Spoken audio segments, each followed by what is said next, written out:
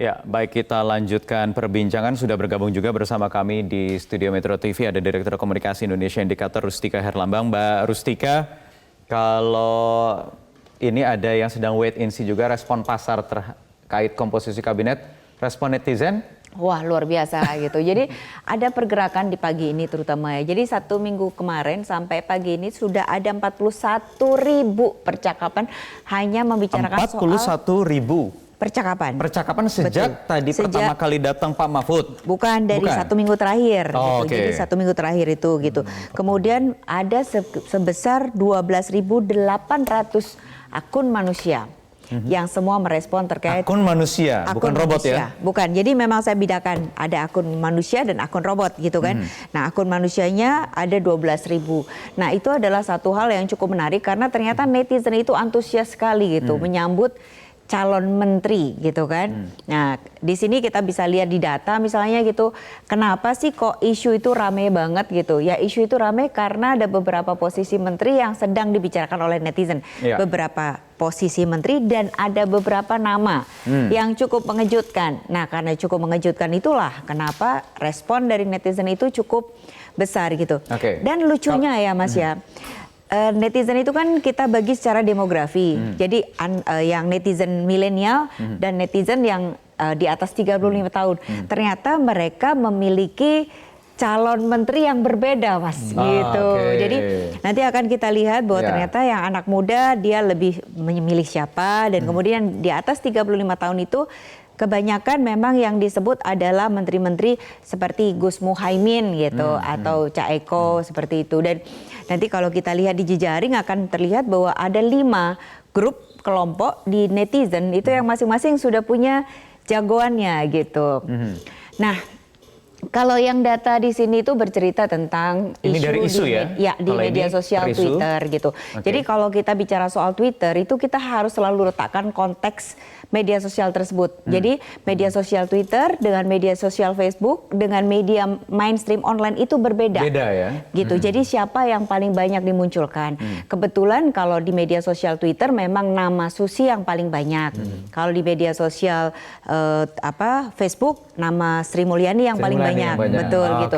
Nah, karena cerita tentang calon menteri itu paling ramai di Twitter, maka saya sebutkan Twitter. Nah, isu yang terbanyak kenapa harapan supaya Susi kembali ke kabinet itu juga karena didrive oleh acara pesta penutupan kemarin itu kan.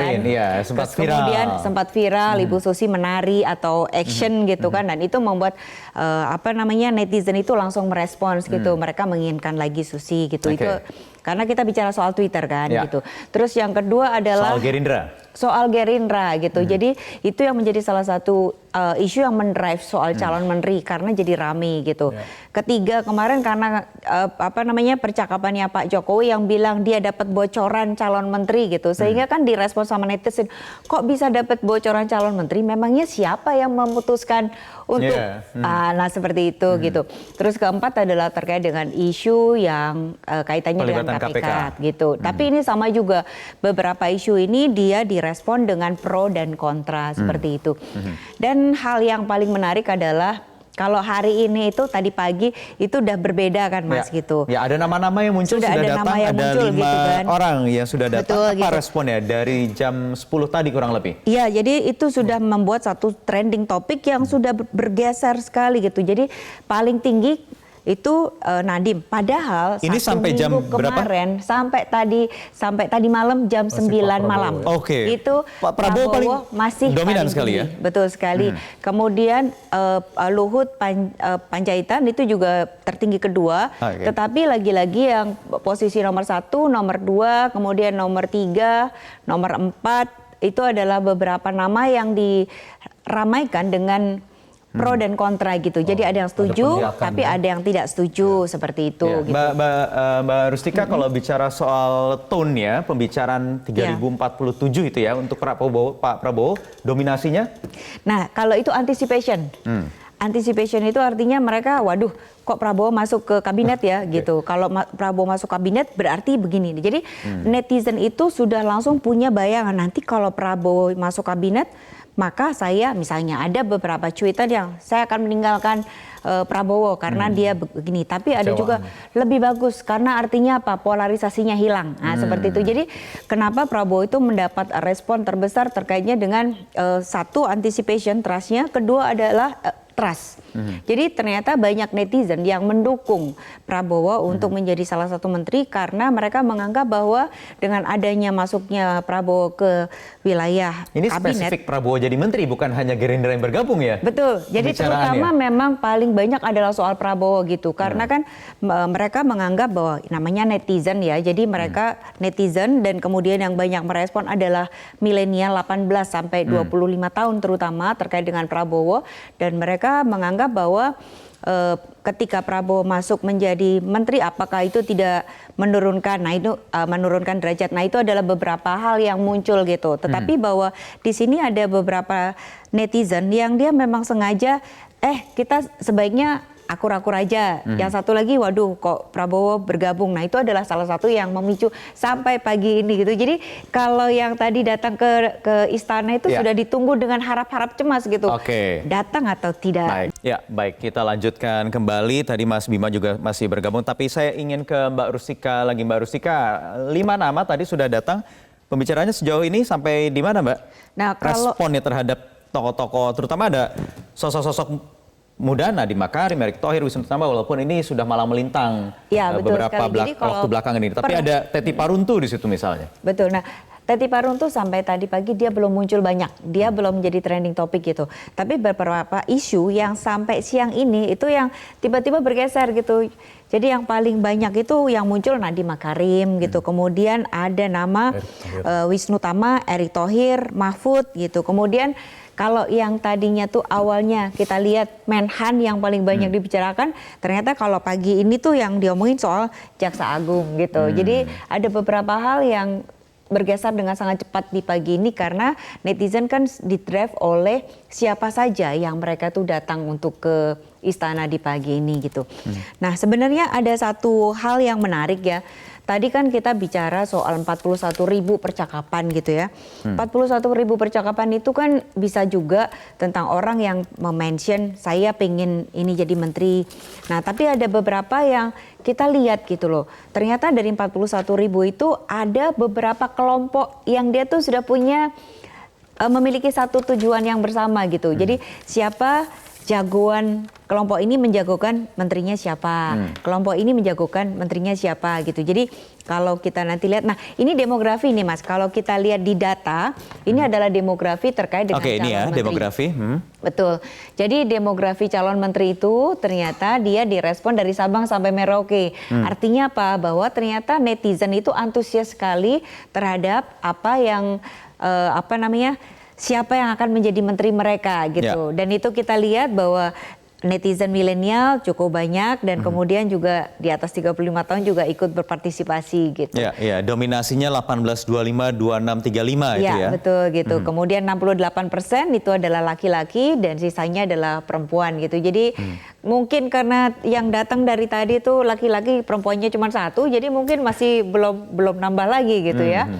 Baik, nah kembali lagi tadi terkait dengan kelompok-kelompok gitu ya. Jadi kelompok terbesar itu ada 46,88%. Itu adalah beberapa nama yang dimunculkan oleh kelompok ini adalah mereka berharap supaya Susi, Sri Mulyani, dan Basuki menjadi menteri lagi. 3 nama gitu. Kemudian mereka juga tidak setuju kalau seandainya Prabowo menjadi menteri. Nah ini kan kelompok, nah itu kelihatan itu di data bahwa warnanya tuh biru. Yang itu grafis adalah, yang hitam tadi ya. Yang nah ini betul ya. gitu. Nah itu yang kelompok yang paling gede tuh. Jadi yang di data sebelumnya mungkin ya. Jadi supaya kalau ini terlalu ribet ya. Nah ini dia, jadi yang warna biru itu kan ada nama Susi Pujiastuti yang besar itu kan. Nah itu adalah kelompok-kelompok yang dia mendukung supaya Susi, Sri Mulyani, dan Basuki terpilih. Kemudian di bawah itu ada kelompok kedua tuh 30% itu ya.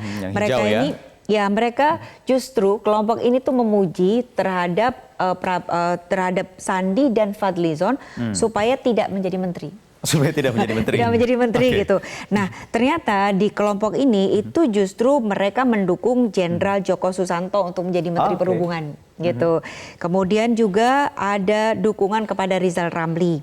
Kemudian juga ada beberapa terkait menteri dari Papua kayak gitu. Jadi ada beberapa nama. Ini isinya kritik, bisa jadi memang berasal dari kelompok selama ini oposisi misalnya gitu. Nah, kemudian ada kelompok yang pink di sana itu ya, dia sendirian di kecil warnanya tapi bulat. Apa ini isinya? Itu adalah Misalnya? kelompok yang memberikan dukungan kepada Erick Thohir untuk menjadi Menteri BUMN.